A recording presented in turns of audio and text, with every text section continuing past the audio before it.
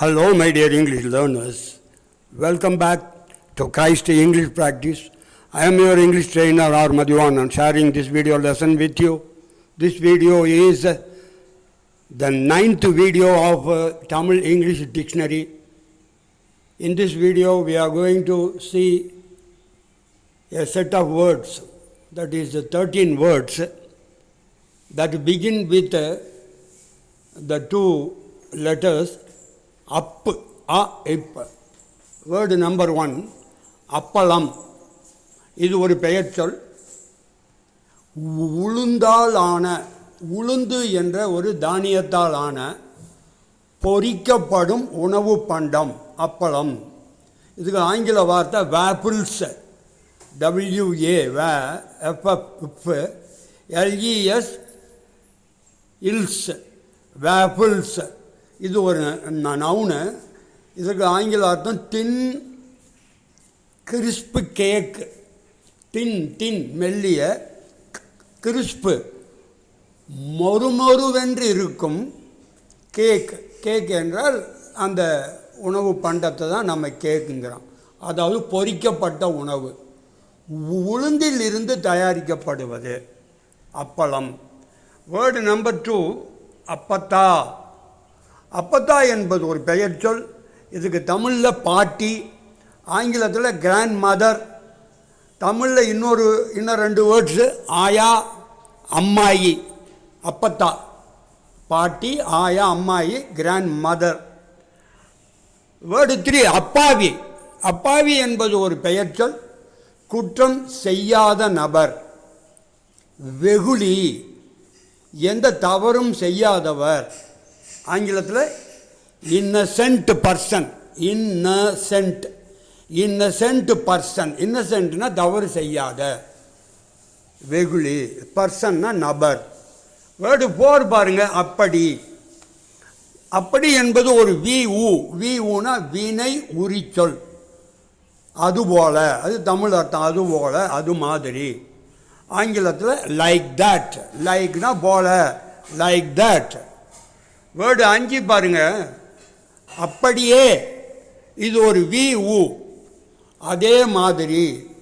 வியூனா வினை உரிச்சொல், அட்வெர்ப். இதுக்கு சொற்றொடராக தான் மீனிங் வருது. Just like that, just like that, அதே மாதிரி. 6, அப்பால். அப்பால் இது ஒரு இடைச்சொல்.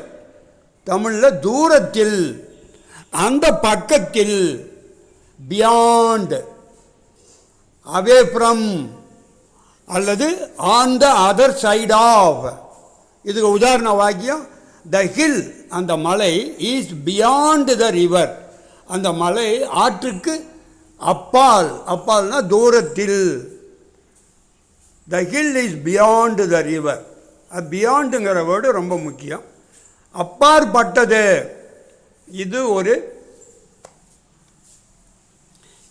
இடைச்சொல். அப்பாற்பட்டது தமிழ் மீனிங் அடைய முடியாதது. பியாண்ட் ஒன்ஸ் ஸ்கில், ஒருவருடைய திறமைக்கு அப்பாற்பட்டது. ஒருவருடைய திறமைக்கு, தகுதிக்கு அப்பாற்பட்டதுன்னா அதை செய்ய இயலாதுன்னு அர்த்தம், அடைய முடியாது. இது ஒரு ஈனா என்ன அர்த்தம், இடைச்சொல். ஓகே. வேர்டு 8, அப்பட்டமான. இது ஒரு அட்ஜெக்டிவ், ஒரு பண்புச்சொல். வெளிப்படையான. ஆங்கிலத்தில் பிளாட்டன்ட், ஃப்ளாக்ரண்ட். இது ஒரு அட்ஜெக்டிவ். உதாரண வாக்கியம், இட் இஸ் எ பிளாட்டன்ட் லை.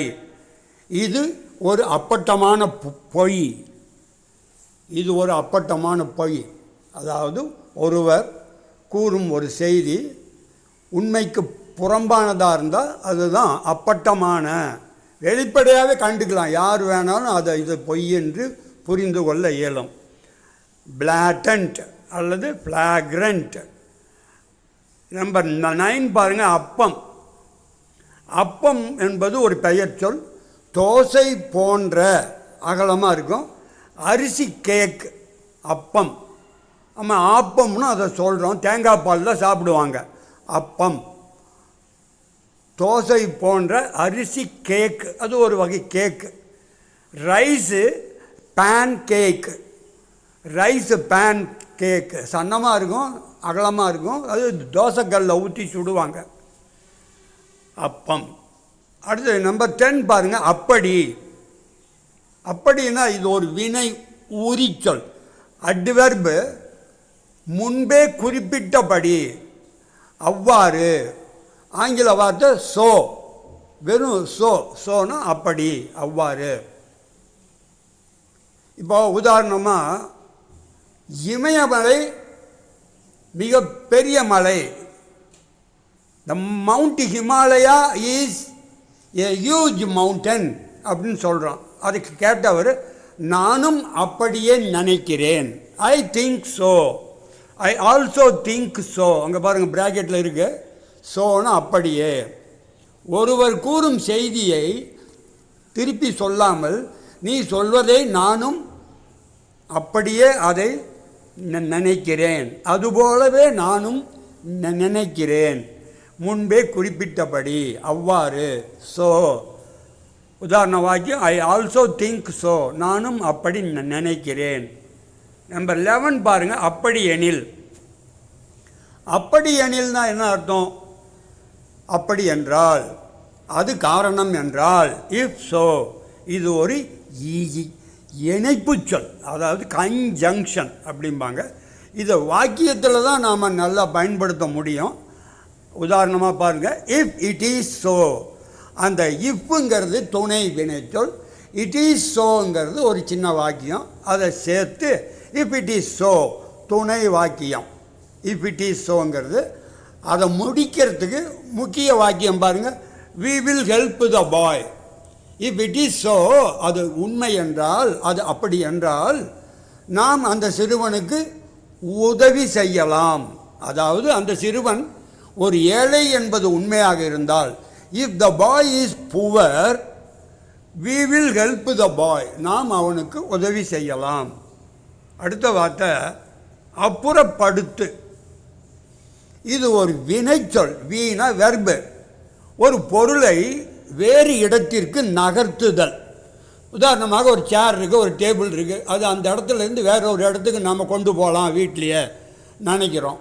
தினமும் வீட்டில் பாருங்கள் சமையல் ரூமில் குப்பை இருக்கும், குப்பை கூலம். அதுக்கு ஆங்கிலத்தில் ரப்பிஷ் அல்லது வேஸ்ட்டு. இப்போ இந்த வேஸ்ட்டு மெட்டீரியலை நாம் என்ன பண்ணுறோம்? தினம் ரிமூவ் பண்ணுறோம்.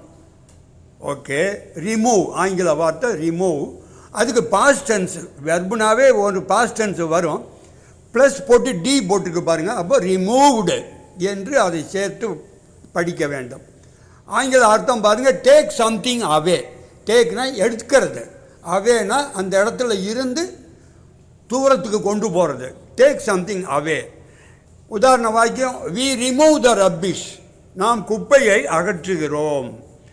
13 பாருங்கள், வி ரிமூவ் த ரப்பிஷ். நல்லா பார்த்தாச்சா? அதுக்கப்புறம் 13 பாருங்கள், அப்பழுக்கற்ற. இது ஒரு பண்பு சொல். அப்பழுக்கு அற்ற, அதை பிரித்து கொடுத்துருக்கேன்.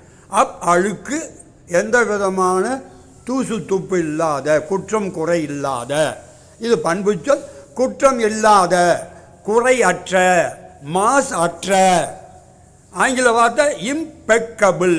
இம் அப்புறம் பெக்கு அப்புறம் அபுள்.